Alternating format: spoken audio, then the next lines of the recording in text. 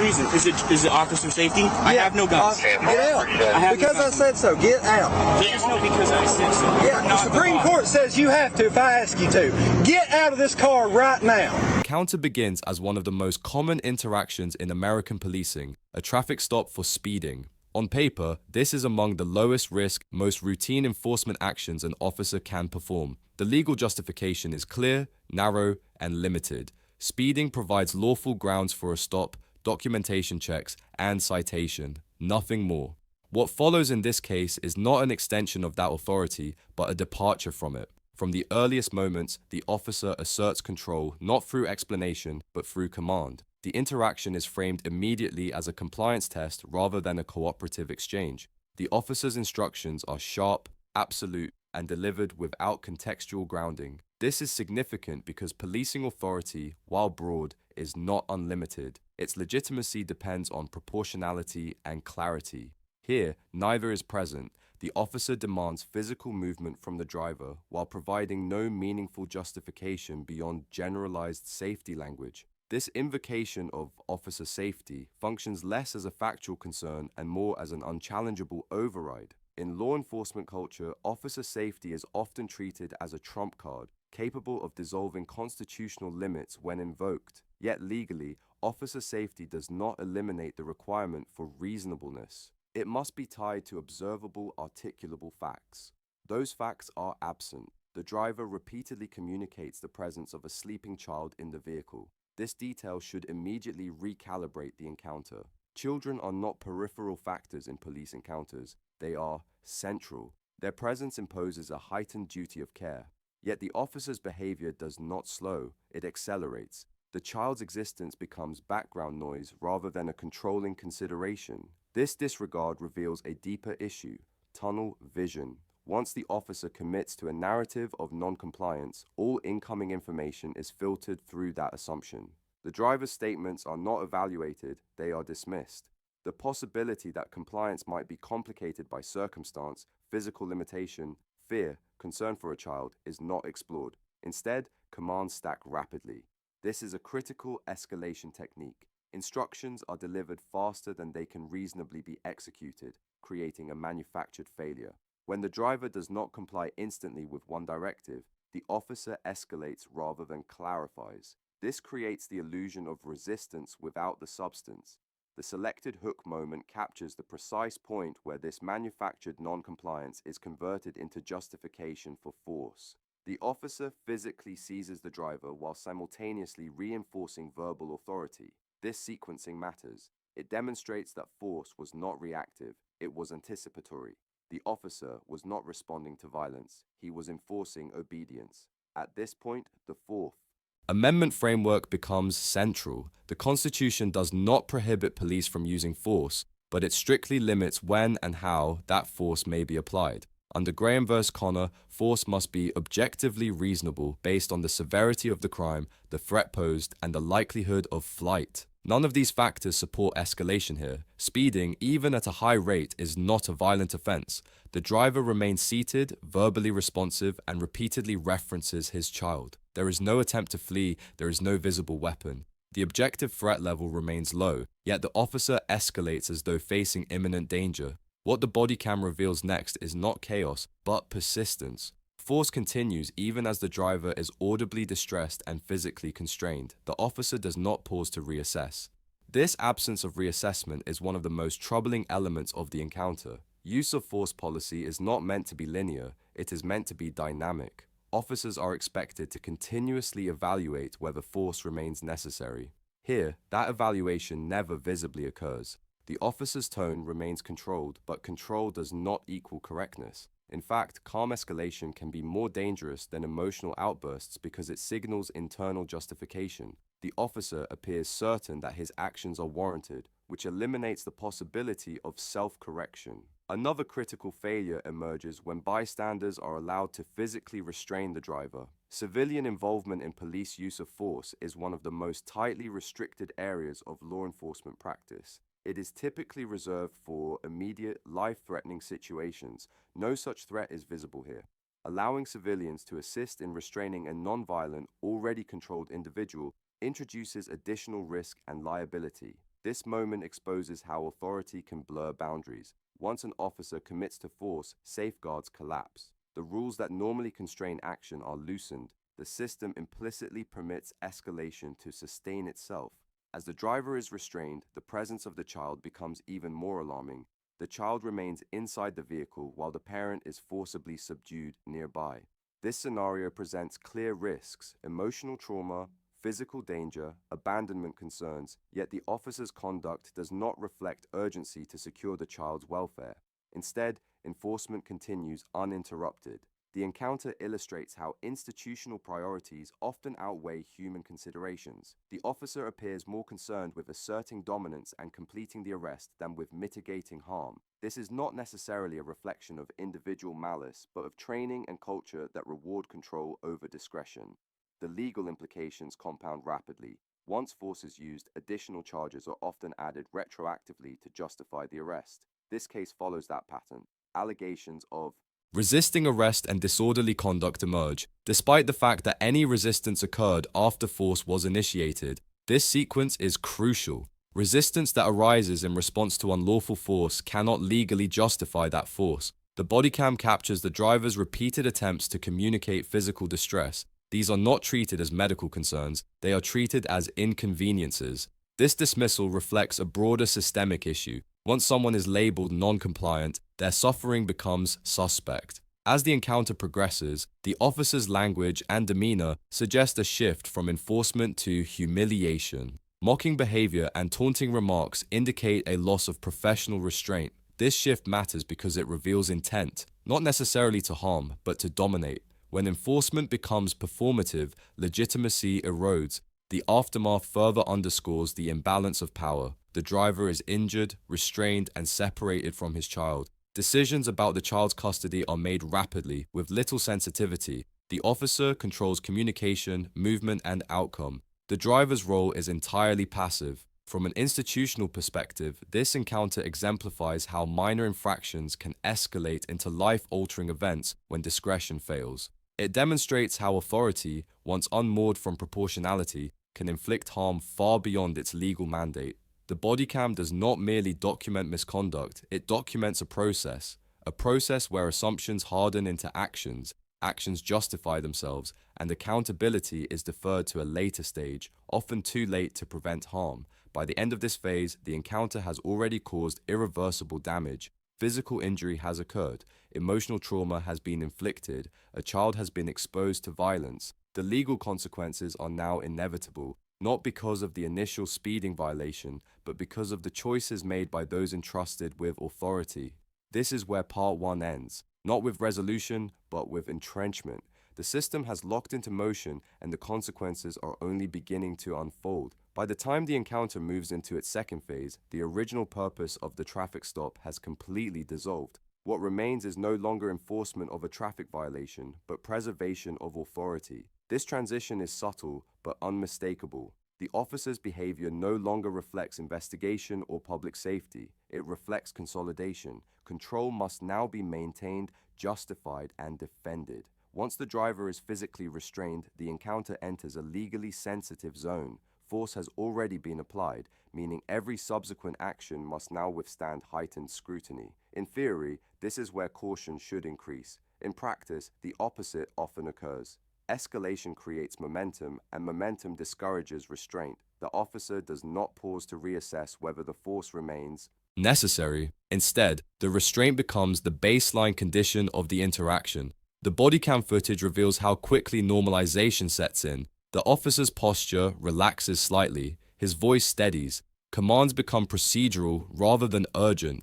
This calmness signals that, from the officer's perspective, the situation is under control. Yet this perception of control is achieved through domination, not resolution. The driver is no longer an active participant in the encounter, he is an object being managed. This shift has profound legal implications. Under constitutional standards, force must be continuously justified. It is not enough that force was once reasonable, it must remain reasonable at every stage. The footage shows no visible effort to re-evaluate. The driver is restrained, injured, and verbally distressed, yet the level of force does not meaningfully decrease. The presence of the child becomes even more critical in this phase. With the driver restrained and removed from the vehicle, the child is effectively stranded. This creates an immediate duty of care. Law enforcement officers are obligated to ensure the safety of minors affected by enforcement actions. Yet the officer's conduct suggests that this duty is secondary to enforcement priorities. This is not merely an oversight, it reflects institutional conditioning. Officers are trained extensively on control tactics, but far less on caregiving responsibilities.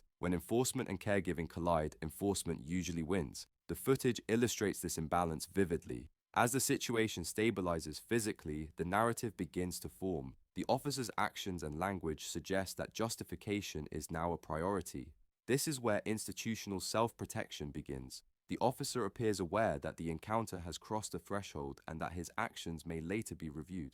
The response is not to de-escalate, but to frame. Framing occurs through selective emphasis. The driver's earlier behavior is reinterpreted as resistance. His distress is minimized. The use of force is implicitly portrayed as unavoidable. This narrative construction is not necessarily conscious deception. It is often a defensive reflex shaped by training and experience. The involvement of bystanders earlier in the restraint introduces another layer of complexity. Civilian participation in force raises serious liability concerns. It blurs the line between state action and private conduct. The officer's willingness to allow this participation suggests a breakdown in adherence to protocol, likely driven by urgency to maintain control rather than compliance with policy. As additional officers arrive or the scene settles, the encounter becomes bureaucratic. Paperwork, procedures, and next steps begin to dominate. This bureaucratization is a form of insulation. It distances decision-makers from the human impact of earlier actions. The driver's injuries and emotional state become items to be noted, not conditions to be addressed. Medical considerations are particularly revealing. The footage shows limited urgency in addressing the driver's physical complaints. This hesitation is common in use of force encounters. Once force is applied, medical distress is often viewed skeptically as potential manipulation rather than genuine need. This mindset can delay care and exacerbate harm. The child situation is handled similarly. Decisions about custody and care are made quickly, with minimal apparent consultation or sensitivity. The priority is to clear the scene, not to mitigate trauma. This efficiency-driven approach reflects institutional pressure to move encounters toward closure rather than care. From a psychological perspective, the officer's behavior suggests cognitive commitment. Once a course of action is chosen, reversing it becomes increasingly difficult. Admitting error would require acknowledging that force was unnecessary or excessive. The system does not reward such admissions. Instead, it reinforces consistency, even when consistency perpetuates harm. This dynamic is reinforced by departmental culture. Officers are often evaluated on decisiveness and control, not on restraint. De-escalation, while emphasized rhetorically, is frequently undercut by incentives that prioritize enforcement outcomes. The footage exemplifies this contradiction. As the encounter progresses, the driver's role is entirely passive. He is moved, restrained, and processed without meaningful input. This loss of agency is not incidental. It is the result of an authority structure that concentrates power in the hands of the officer. While some imbalance is inherent in policing, the extent of this imbalance here raises serious ethical and legal concerns. Institutionally, encounters like this are often defended by focusing on isolated moments rather than the full sequence. Reviews may examine whether the officer followed specific procedures at specific times, without addressing whether the overall trajectory was justified. This fragmented analysis allows escalation to be rationalized rather than corrected. The body cam footage resists this fragmentation. It shows continuity. It shows how early assumptions shape later actions. It shows how minor decisions compound. This continuity is what makes the encounter so instructive and so troubling. As the scene winds down, the consequences become unavoidable. The driver faces legal charges far beyond the initial traffic violation. Physical injuries are evident. Emotional harm, particularly to the child, is likely. These outcomes were not inevitable. They were produced by a series of discretionary choices. This phase of the encounter underscores a critical truth. Misuse of authority rarely announces itself loudly. It unfolds quietly through routine actions taken without reflection. The officer does not appear malicious, he appears procedural, and that is precisely why the outcome is so severe. By the end of part 2, the encounter has fully transitioned from a traffic stop into a systemic failure. The mechanisms that should limit authority, law, policy, ethics, have been overridden by momentum and institutional habit. What remains is accountability, not yet delivered but looming. By the time the encounter reaches its final stage, the damage is no longer hypothetical. It has already occurred. What remains is not prevention, but aftermath. How authority justifies itself, how systems respond to visible harm, and how accountability is filtered through institutional lenses designed to protect continuity rather than correct failure. The officer's behavior in this phase reflects closure rather than concern. The intensity that marked the earlier escalation has faded, replaced by procedural calm. This shift is revealing. It signals that, from the officer's perspective, the encounter is complete. Control has been achieved. The situation has been resolved, not in a human sense, but in an administrative one. This transition exposes a core contradiction in modern policing.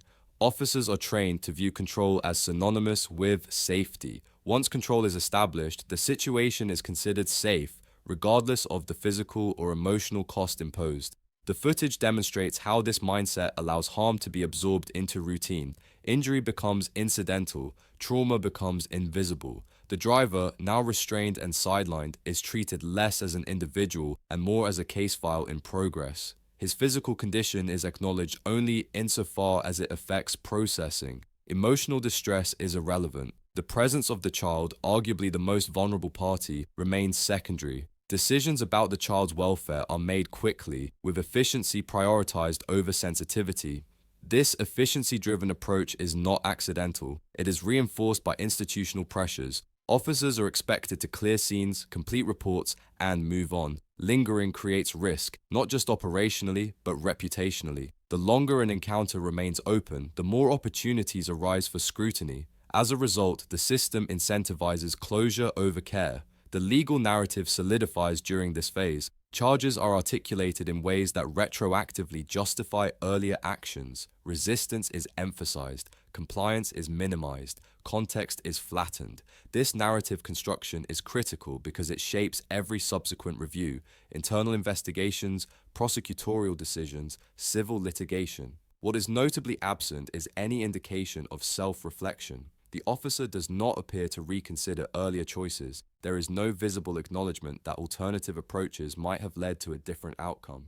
This absence is not unusual. Law enforcement culture often frames reflection as weakness, particularly in use of force contexts. Instead, the system relies on after-the-fact validation, supervisors, review boards, and internal affairs. Units examine whether policies were followed, not whether they were appropriate. This distinction allows systemic problems to persist. If policy permits escalation, escalation becomes normalized. The body cam footage challenges this normalization by preserving continuity. It shows how a low-level traffic stop transformed into a violent encounter through a series of discretionary decisions. Each decision, taken alone, might appear defensible. Taken together, they reveal a pattern of overreach. This pattern is reinforced by legal doctrines that defer heavily to officer judgment. Courts often grant wide latitude to officers in rapidly evolving situations. But what the footage reveals is that the situation did not evolve rapidly on its own. It was driven there.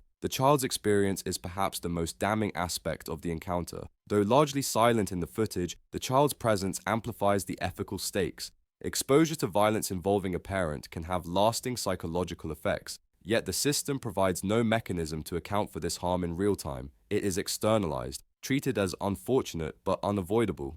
This externalization reflects a broader societal pattern. Policing outcomes are often evaluated in terms of legality rather than impact.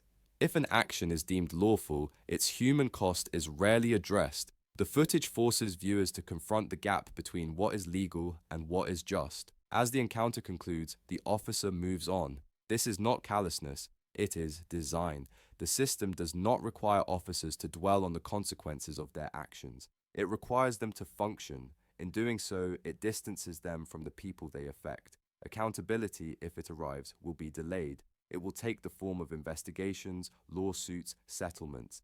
These mechanisms operate long after the emotional and physical damage has been done. They provide compensation, not restoration. They address outcomes, not causes. The footage thus serves a dual purpose. It documents a specific incident and it exposes systemic vulnerabilities. It shows how authority can drift into dominance, how discretion can become rigidity, how safety rhetoric can mask unnecessary force.